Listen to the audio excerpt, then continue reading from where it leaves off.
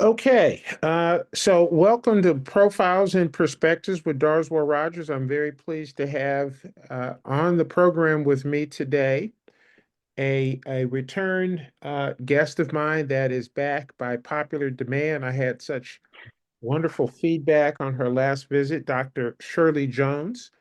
And I also have joining me Mr. Charles Clark, and we'll kind of frame what Charles's involvement here in a minute. But let me focus on Dr. Jones. First off, to both of you, welcome to the program. Thank you. Thank you. Thank you.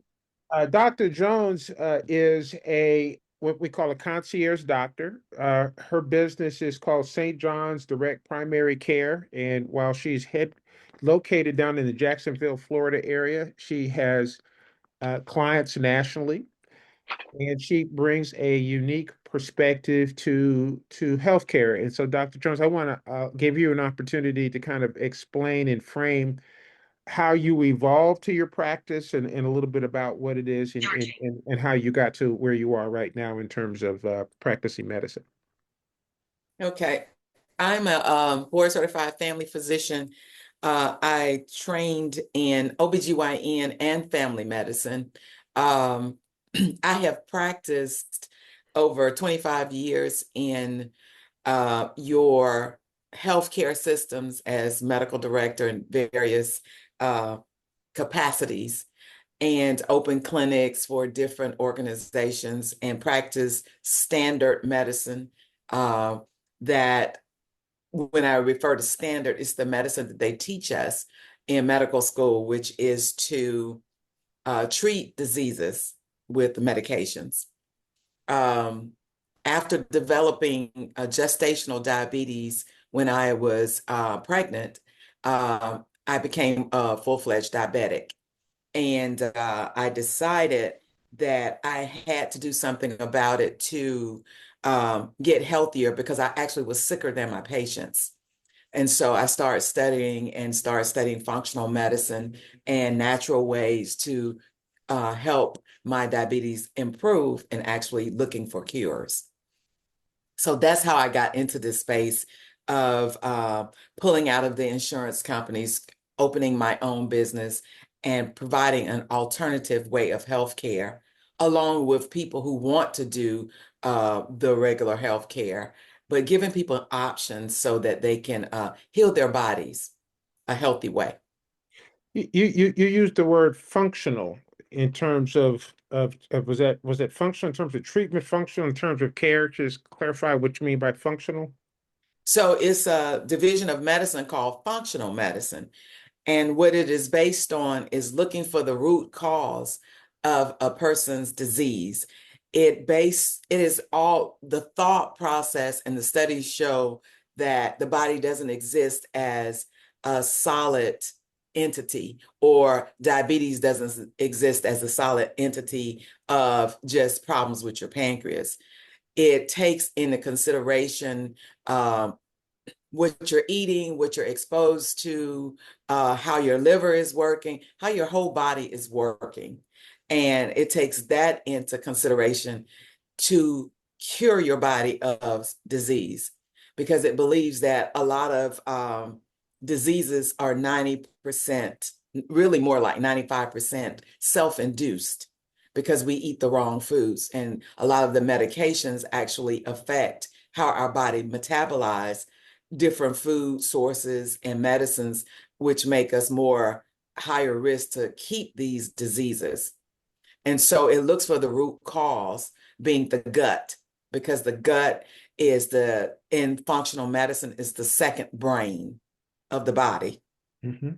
And it determines your immunity system and all of that. And it's based on the fact that the body, if you're eating the wrong foods and exposed to the wrong things, not getting enough sleep, the environmental electromagnetic waves, and just a lot of things can contribute to inflammation in the body. Inflammation causes these diseases. And so it works on those auspices of, of treating diseases, not just, you know.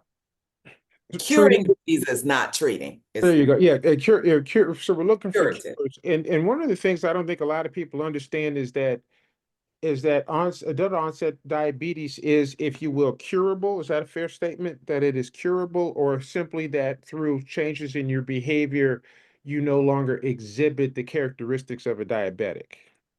So, first we have to define about diabetes. There are several types of diabetes. So, a type 1 is not curable because those are people that actually, for some reason, their pancreas do not make insulin. We cannot live without insulin. Insulin is the body's way of getting the food that you eat into your body, into your cells to use it as energy. And energy is sugar. Okay. And so you have to have that to even exist. So type 1, something happened where they don't. So they are only treated with insulin. Okay. Okay. So there are other type of diabetes, which is type 2, which is more of insulin resistance.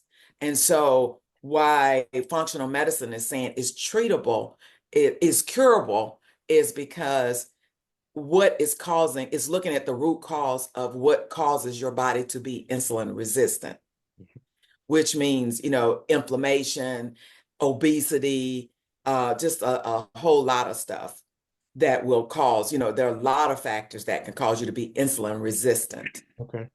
And so it focuses on eliminating those factors. And so if you eliminate those factors, they feel that it is a cure because you actually reverse the process.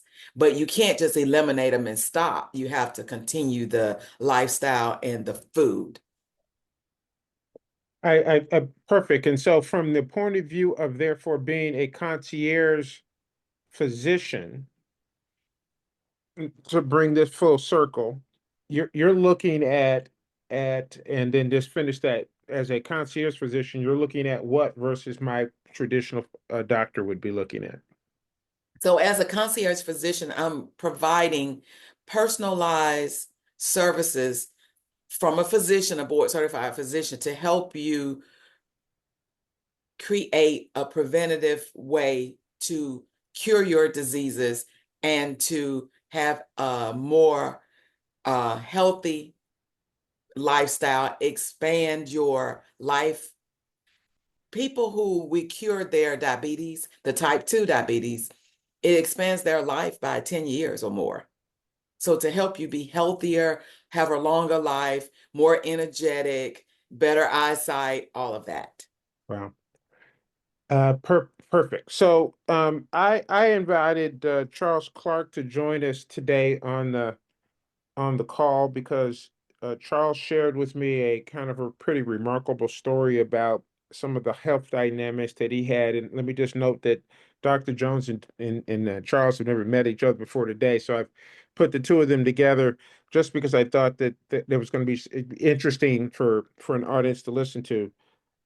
Charles, if you can kind of walk me through the story, I think you probably went back to last December or something. We can go back, however, in terms of Yeah. kind of the health dynamics that So, you've been experiencing. so, so it's actually quite serendipitous that um, Dr. Jones expressed about how you really have to make changes within yourself and your lifestyle in order to really bring about those changes. And mine came about right in the beginning of this year. I just turned 62. I was about to retire, and I I was in a state of poor health. I My weight at the time was I weighed in at 323 pounds, and I went to get my blood drawn just to see, before I went into this retirement, I wanted to know where my health stood. And soon after New Year's, I got my blood drawn, and that following Sunday, my doctor called me on his day off and called to tell me, he says, "Hey, I'm not working today, but I just want to let you know that your blood work numbers came back and they are not good. Your A1C is at 10.6 and it should be under 7. Your liver enzymes were high. Everything from my triglycerides, everything was just completely out of whack. And you're showing signs of fatty liver disease. And I think that actually is what kind of prompted me more than the diabetes. I was already listed as pre-diabetic. I kind of already knew that. But I think just something that clicked in my head once that phone call came was that I have to make a change. I have to make a change today. I have to make it right now. And then I hung up the phone.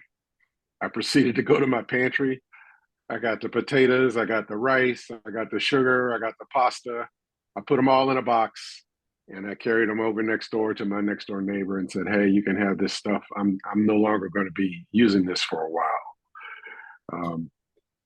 And I then went to the farmer's market down the street, invested in cruciferous vegetables, everything from cabbage to lettuce to Brussels sprouts and broccoli and carrots and things that were on the lower glycemic index. And I just filled my house with all those types of vegetables, fruits and vegetables, and then began cooking in a way that utilized those vegetables regularly versus some of those more simple carbohydrates that I was taking in. And I went on that path. And 3 weeks later, without even changing my activity, I lost 27 pounds just right off the bat. I still ate the same meats. I still actually even ate the same fats and butter and cheese and things like that. But just by limiting the intake of those simple carbohydrates, a lot of the inflammation shed out of my body, and I lost 27 pounds right off the bat. And I realized that the food that I was eating was what was killing me. You know, it was the choices that I was making in terms of my daily intake and the quantities of those things that were causing me to be in a state of poor health. And then my doctor then put me on the Manjaro regimen, which aided to reduce my insulin resistance. And I've been consistently on that protocol since the beginning of February. And as of this past Saturday, I went from 324 to I now weigh 203. Amazing. And Awesome. and I literally, it's been 9 months and I've lost more than 120 pounds. And I literally feel 25 years younger. So when you were talking about how it adds years to your life, you have to know where I came from. At that previous weight, I had so much inflammation in my knees and in my shoulder and back that I was literally on short-term disability with my previous employer. And I really thought that I was feeling that way. I thought I was feeling that way because it was my age. I said, this must be the way that you feel at this age. And I couldn't differentiate the fact that the reason I felt that way was because I was literally eating myself to death, and not that it was my age. I now feel like I'm maybe in my late 40s, 50s. I don't have any knee problems anymore. I was literally walking with a cane. I could share pictures with you right now of how I looked, this time last year. And now my waist size went from a 56 to a 34. I had to buy all new clothes. And it's just a great feeling of, like being given a second chance. And I'm not going back to that lifestyle anymore because I've just come to realize that the quality of life that I was giving up as a result just wasn't worth it. I'm not saying I'll never eat a piece of bread again. It's just saying that the choices that I make are going to be more strategic, especially and if I do tend to veer off that way, it's going to be the exception and not the rule. I love it. There's a term that everything in moderation. It's not like you have to Right. really deny yourself, but everything in moderation. We're talking with Dr. Shirley Jones. She's a concierge doctor, and you were just listening to the voice of Charles Clark, who was telling his story about his weight loss journey. And Charles, if you had a picture too that you wanted to pop up, because this is going to be video and all, Sure. we're happy to see those. Dr. Jones, what's your reaction to that story? Wonderful. Y- I applaud you. You actually made a difference in your life that you will live longer. You've reduced your risk of dying from a heart attack, stroke, you know, you've literally probably added over 20 years to your life. I I don't applaud. doubt it. I don't doubt it for a minute because Yes. um, I just felt so horrible day to day. I felt, I mean, doing simple things like attempting to tie your shoe, or, you know, anytime something hit the floor, it was kind of like, yeah, it's going to stay down there, because it just, everything was a struggle. And now I don't even give it a second thought. And the thing about a lot of people is they've felt bad for so long that they think it's normal. Right. Exactly. And or they attribute it to aging when there are like 90-year-olds that still run marathons. I have patients that are in their 90s that still get on their roof and repair their roofs, even though I tell them not to because I don't want them to fall. Right. But yes, but they have that type of energy.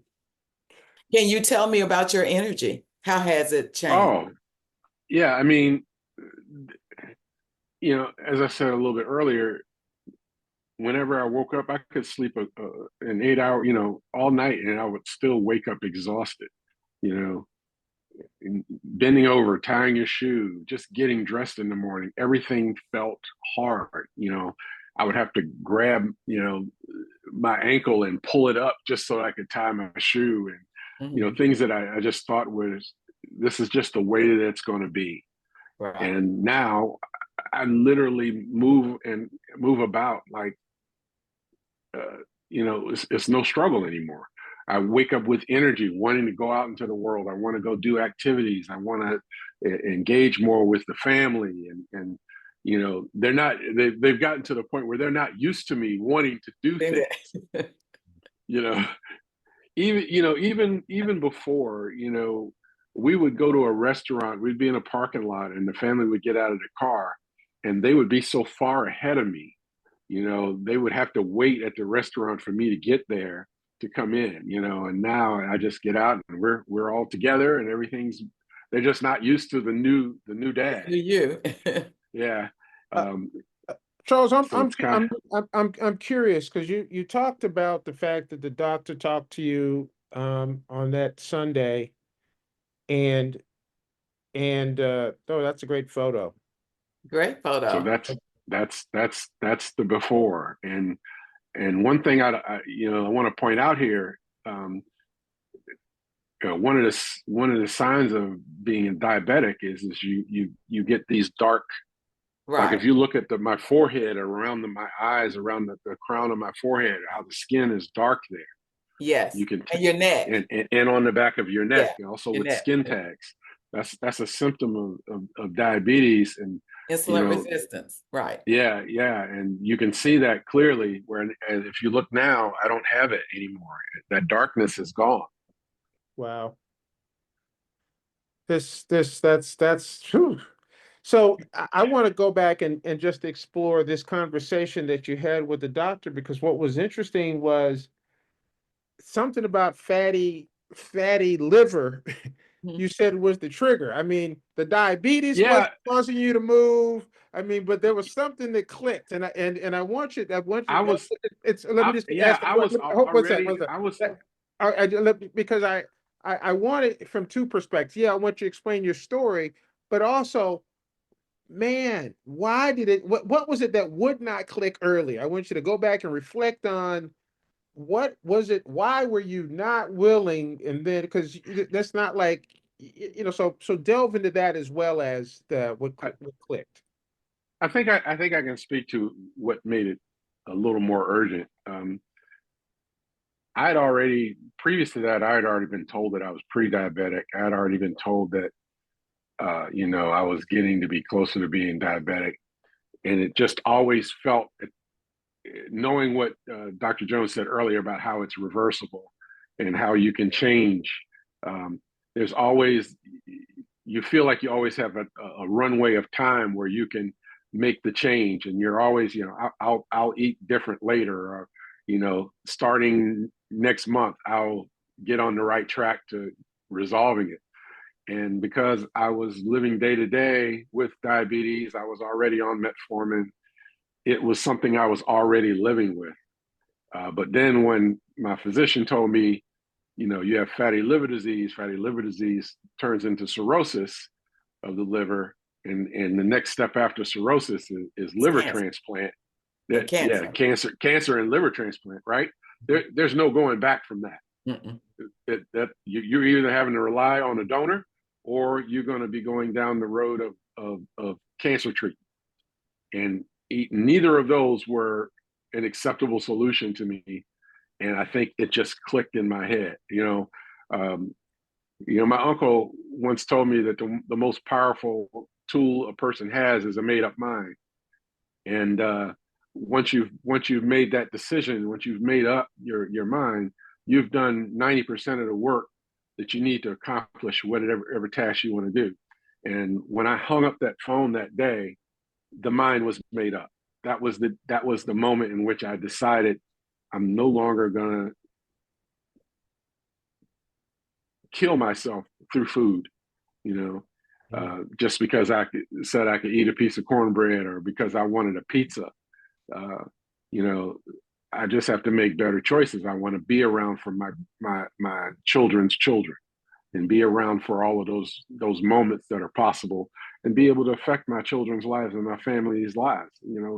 When I think about what it would be like not having me as the patron in their lives, it would cause harm to my family, and that's another reason that motivated me to make this change.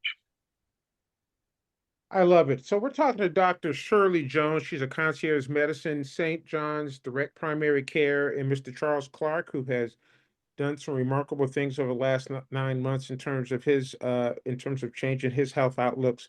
Dr. Jones, kind of tying into where Charles is, but then broadly talking about the value of concierge medicine and this notion of stopping to kill ourselves with the food that we consume. Just kind of offer up some perspective. So some perspective. I think a lot of people don't realize that we accept in America. So this is specifically America, because other countries do not eat like we eat. We normalize bad eating, bad feeling, bad behavior. We make excuses for it. We don't realize that the majority of the diseases our family die from are self-induced. We put it on, well, it runs in my family. It runs, grandma had diabetes, great granddaddy had diabetes and had his foot cut off and all of that.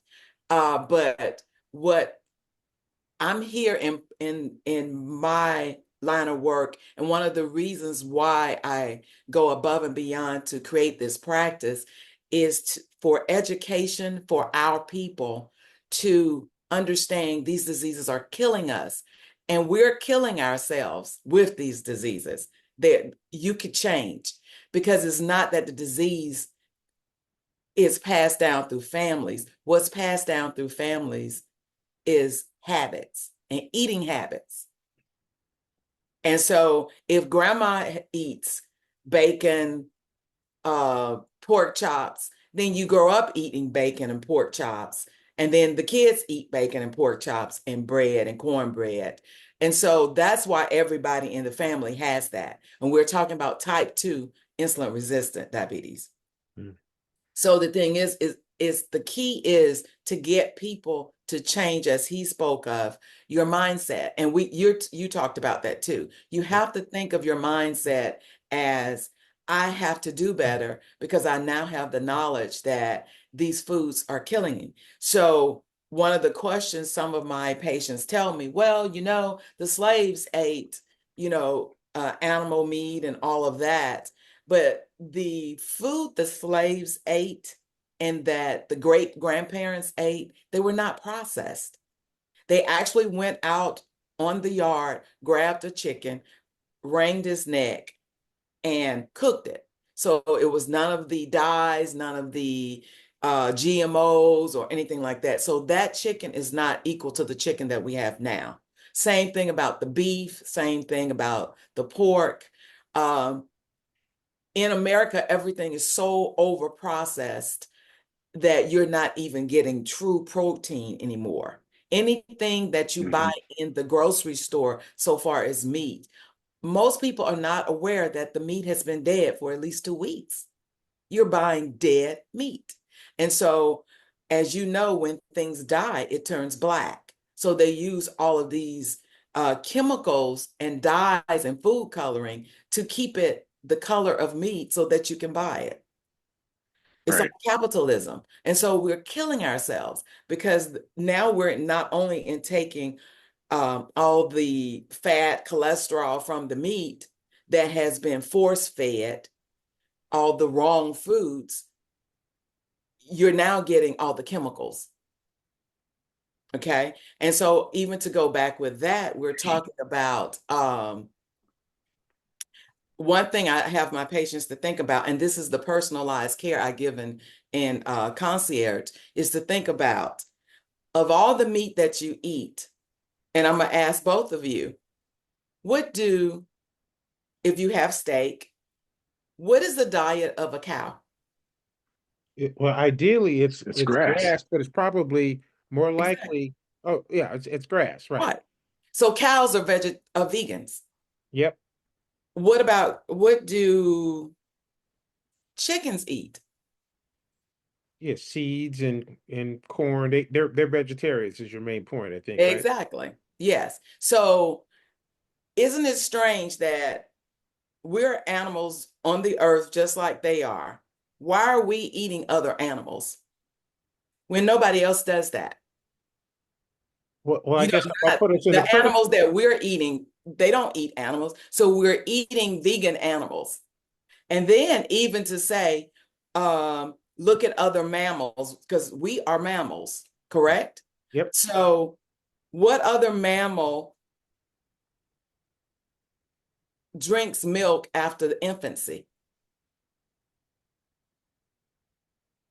No No, one. no Right. one. What other mammal drinks another mammal's milk?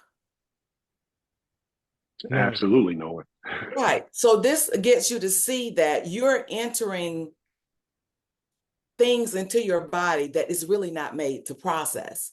And so when your body has to deal with this type of things, it creates inflammation and which create disease. And so we're sold on, through advertisement media, we're sold on, oh, cheese is great, it's good. It's marketing, sales, it's capitalism to get us so addicted. And then they add the sugars to everything. And we know sugars are addictive. High fructose corn syrup is very addictive. It is in everything, even in ketchup, even in mustard. It's there. So you Yeah, they have use it. They use it because it's a cheap sweetener. yes. So And it's because it's addictive. Because once you get into that, your body craves it. When you don't eat, then that's why you feel like, oh, I'm missing a meal. I got to have breakfast. I got to have that.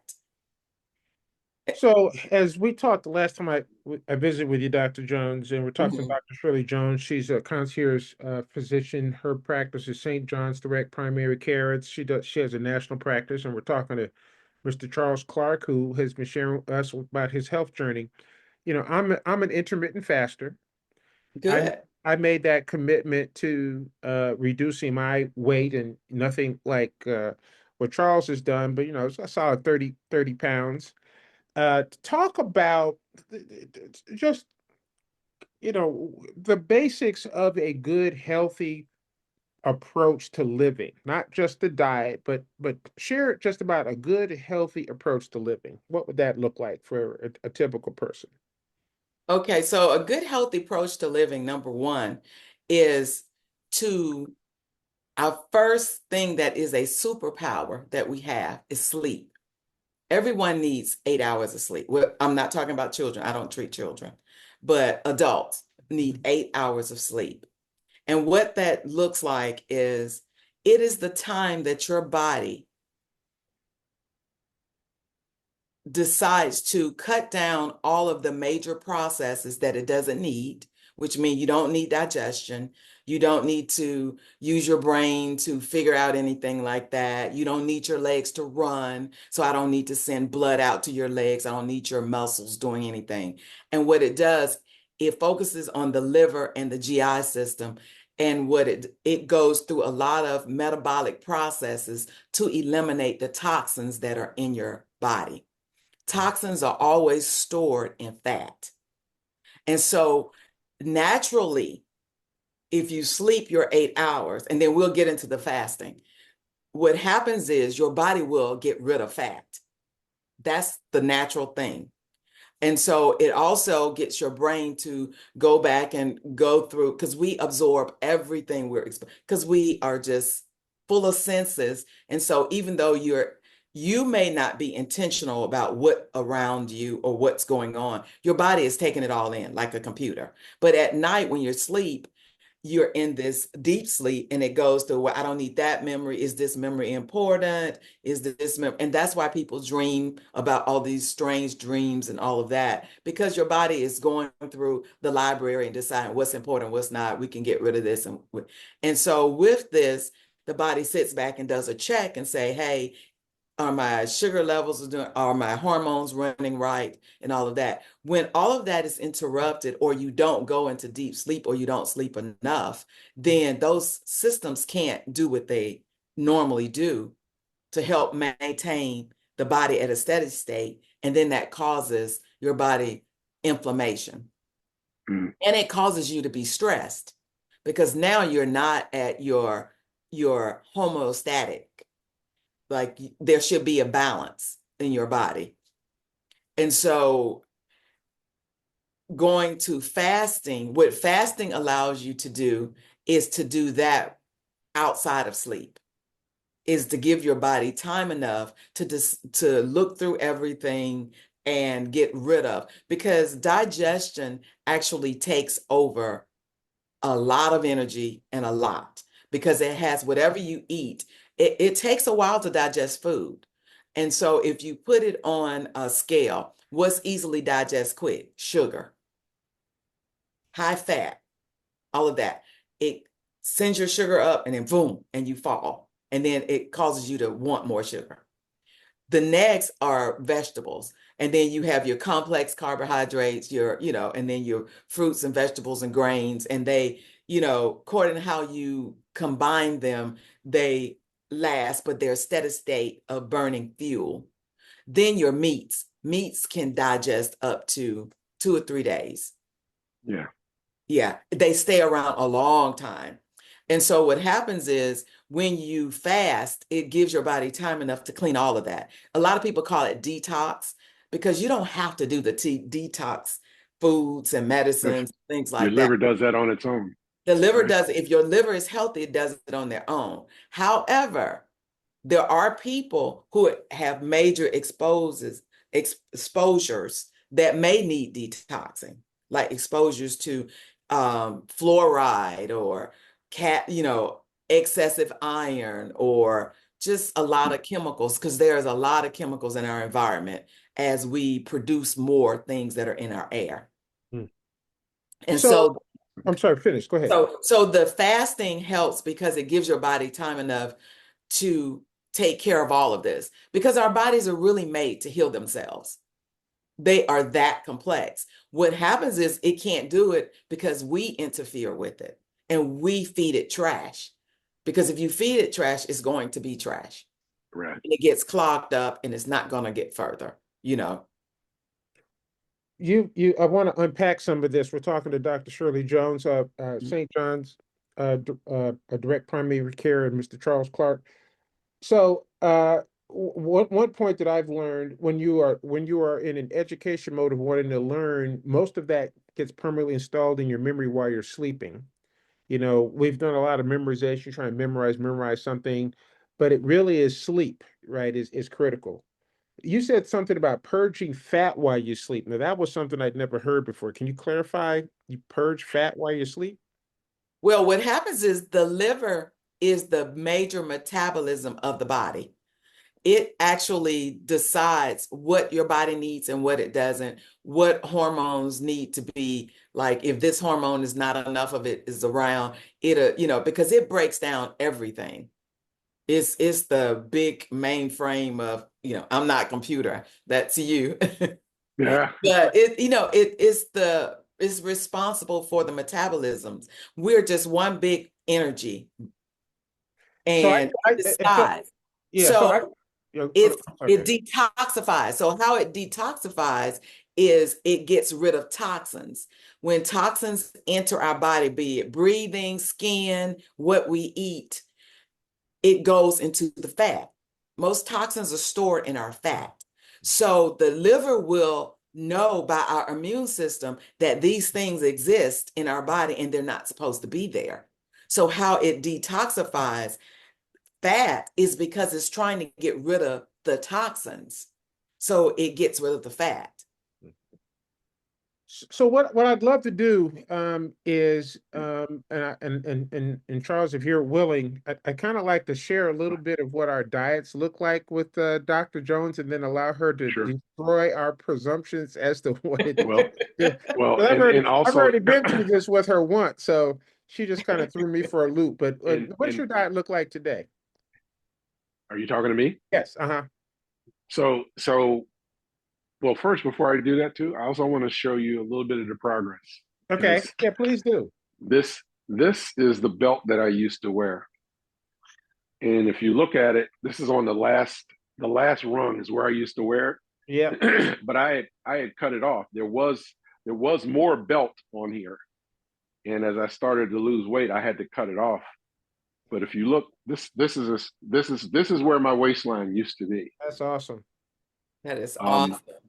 and part of what I have in my house right now on my kitchen table, if you look, I just have bowls of apples and pears and nectarines, and then I have another bowl that's full of onions and other vegetables. Potato. I don't have potatoes anymore. We don't really keep potatoes or rice.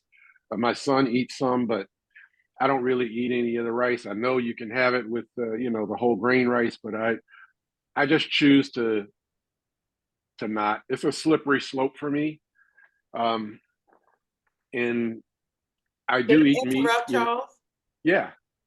So can you tell me what your diet is? Not what's in a bowl. What my diet is, Yeah, what is your diet? What do you eat for breakfast? Do you eat breakfast? I typically don't have breakfast. Okay, so I then, shared with you that I'm on the Manjaro regimen, right? Which basically it kind of squelches your hunger mechanisms. Which when when you're talking about the topic of intermittent fasting, it kind of creates a scenario of intermittent fasting because you're for the bulk of the day you're not hungry, and it changes your relationship with the food because when I do get around to eating the foods that I eat, I tend to make the choice of eating, you know, either whole foods, whether it be broccoli or asparagus, and the majority of my plate is vegetables. Towards what you were saying, the majority of my meal is made. so you eat lunch or you just eat once a day? I do, but it's more snack. Like for example, a few minutes ago, like right before the meeting, I had some coleslaw and I had some deviled eggs. Okay. So I had some protein. The eggs or the deviled eggs with protein. I had with some shrimp on top of them, and then I had a little side of coleslaw, and I'm kind of fine. I'm okay. And so I what do you eat probably for dinner? Tell me uh, what you had for dinner yesterday. what I had for dinner yesterday. Let me think about that. I had a roast pork loin, and then I had broccoli, sliced carrots that were both roasted with olive oil and salt, Okay. and a pork loin that had been sliced. Okay. And And I think I did have a diet soda of some kind, Okay. but I was good for the rest of the night after that. I didn't need anything else. Um, and then I drink lots and lots of water, tons of water throughout the day. I have a big, like 64-ounce, one of those, I don't know, what do they call Well, a big old them? jug. Let's just call it a big old jug. Yeah, big old jug of water And, and let that me I ask you quickly. constantly fill and drink throughout the day, because I found that a lot of times I'm not actually hungry. A lot of times I'm just thirsty, and I mistake it for hunger. And so I Right. tend to drink. I tend to drink a whole lot of water. I do take vitamin supplements because I'm on Manjaro, but not Manjaro because I'm on metformin. Along with that, metformin scavenges B12, so I do take B12 supplement. I take magnesium supplement as well Good. because magnesium helps with my sleep. When you were talking about the importance of sleep, it helps relax me and gives me good sleep pattern. I found that when I take the magnesium at night, I go into REM sleep really easy, and that's been really helpful. Um, and yeah, I am kind of in the pattern of an intermittent faster because I tend to not eat the majority of the morning all the way. I could almost go into dinner time before I feel like eating. And then once I do, it's still a moderate meal at best. I'm not gorging out like I used to. Darswell has known me for a while, and he knows that if I wanted to put a feedback on, I'd be first in line at the Thanksgiving table and ask everybody else what they eat. You know. Yeah, we can both crush pretty good, but Chuck had a superstar capability. Uh, so, Dr. Jones, go ahead and critique. I was going to put mine in there, but I'm conscious of the time we've got left. Oh, okay. General critique, and then broadly talk about what your recommendation is for how we should view our diet. Okay. So, looking at your diet, it's improved from what it was, but my concern with your diet is that you're not getting all the food groups. And that's the problem of being on Manjaro and metformin, because it takes away your appetite, which means you can actually start having problems in the long Mhm. run because you're not having a balanced diet. And a balanced diet means a 3/4 of your plate should be vegetables and green vegetables, Mhm. and you need fruit. So you need at least, say, 8 servings of fruit. We'll say 5 to 8 servings of fruit a day, fruit and vegetables a day. Um, Darswell, no, I'm vegan. So I do not, meat is just, cholesterol comes from meat, fat comes from meat. There are no plants that have cholesterol or fat. It is just Mhm. not something we should be eating. Special eggs are where the cholesterol is made in an animal. So I do Mhm. not, but if that's what you're doing, you could do that, but take the yellow out of the eggs. But I would suggest you add some fruit. Now, all fruit is not made equal because you are a diabetic, so the berries Yeah. are more for you, I so not the yeah, to speak to melons. speak to that, I tend to, like, for example, the fruits that I have currently on deck here. Um, I have nectarines, I have apples, I have bananas, but I really don't eat the bananas that Yeah, much because of too the high. sugar content is too Right, high. too high. We have in the fridge, I have strawberries, blueberries, raspberries. So I do eat a lot of So that. do it I with each meal. Yeah, I just didn't have that yesterday. Yeah, Okay. I mean, yeah, and I get what you're saying. Like whenever I do feel the urge to snack, I usually grab an apple. I get a Honeycrisp apple, or I'll occasionally pick up a nectarine. Nectarine again, there's more sugar in that, so I veer away from the Apple. fruits that are higher in sugar for that reason, unless they're very high in fiber. If they have fiber, I'll occasionally have one or two. Okay. So the fact that you have an urge to snack, that's your body telling you you're not getting enough nutrients. Hmm. Because if you're balanced, you won't need to snack. You won't have the urge to snack. And so that's why maybe you're not, maybe you need to eat a little bit more vegetables or a little bit more different types of vegetables. So it should be like two different types of vegetables because there are different types of vegetables because of the Mhm. type of you know. Yeah, I'll So usually, that's what I do. yeah, usually we'll have a big, at night when we're cooking our meals at night, I'll have like a broiler pan, and that whole broiler pan will be full of broccoli, half carrots, or Mm, or we'll have cabbage, asparagus. It'll be multiple vegetables, but the quantity of it compared to the protein is far exceeding okay. what we, when you Yeah. talk about 3/4 of the plate, it's Yeah. definitely 3/4 of the plate to be sure. Okay. And add your fruit, add your Yeah, berries I typically or wouldn't have apples. yeah. I typically wouldn't have the fruit along with my dinner, but to your point, throughout the day, I do incorporate that regularly. Well, I'm going to have Uh, to add fruit because I'll confess that other than a blueberry, and people tell me that's a dirty fruit. I don't exactly know how true that is or what that means for Nicole. I don't know what that means either. What's yeah, I a Uh, don't know what that means. it may be the way it's grown or something. But the last thing, because we are short of time here, Dr. Jones, I want folks to know how to get in contact with you. So share that, please. Okay, so I'm on social media, all the social media platforms is St. John Direct Primary Care LLC or at St. John's STJOHNS DPC, or you can spell it out, and that's my website, St. John's directprimarycare.com. And you have the ability, and we're not going to get into it, but anyone who wants to find our last one, the fact that you happen to be in Florida, you have relationships around the country, so you're able to work with people from a concierge point of view.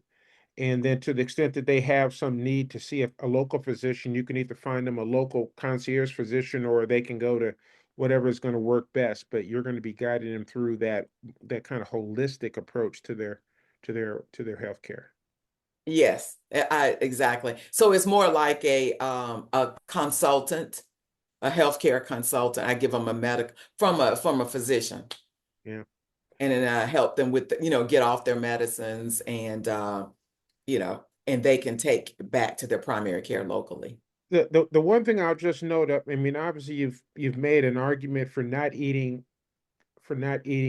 much meat or if you're going to eat it, that you should find that local butcher Yes, that's fresher. But you even suggested that vegetables that have been shipped to the grocery store are problematic, and so you've made a really good argument for growing your own or again finding the farmer's market. right. Amen to that. And only eat fruits with seeds because that's what a fruit is. If it doesn't have seeds, then it's GMO. And then Oh, finally, you just, I think you described shrimp and lobsters as the roaches of the sea. Hmm. So that crushes everybody in my family, big crab eaters and the like. But listen, only because of time, I want to end this and express my tremendous appreciation. Charles, thanks for showing up and sharing such a remarkable story. glad to do it. Glad to Kudos, do it. kudos, brother. I look forward to you hanging out with me for another 20, 30 years as a result. And Yeah, Dr. I Jones will do something one of these again soon. Go ahead, Chuck. What you gonna say? no. You go right ahead. Thank you. Everybody reach out to her. Her phone number as well. Sometimes folks don't want to deal with the internet. Her office number is 904-569-7984. Once again, thanks to everyone. This has been Profiles and Perspectives. Everyone have an outstanding rest of your day. Bye now. Bye now.